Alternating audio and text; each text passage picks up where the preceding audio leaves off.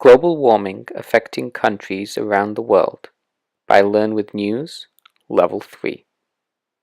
Scientists have been warning about the effects of global warming and climate change since the 1960s. However, it wasn't until the last 20 years that the effects of climate change were taken seriously. Even then, it has widely been perceived as something that would be a problem in the far future.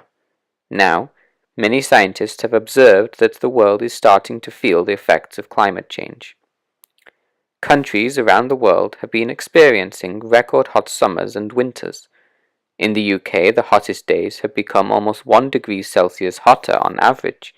The number of hot days has increased, and there are fewer very cold days. A recent report from the UK's Met Office has said that the number of tropical nights that the UK experiences is increasing.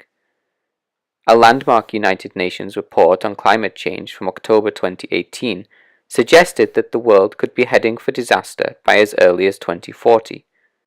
The report argued that the only way to reverse the current trajectory of climate change would be to completely overhaul the world economy incredibly quickly and thoroughly.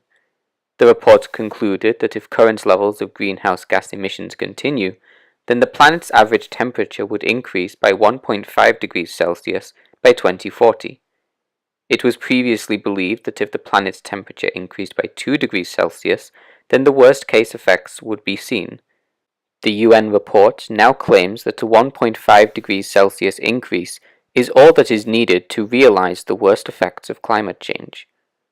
An increase of this much is predicted to significantly worsen the risks of extreme heat, floods, droughts, and poverty for large portions of the world. It would significantly harm countries which already have hot climates and other environmental risk factors. Countries in Southern Europe, Africa, South America, Asia, and the Middle East would all become more difficult to live in, with some becoming completely uninhabitable by humans. Already, countries around the world have faced record-breaking summers year after year.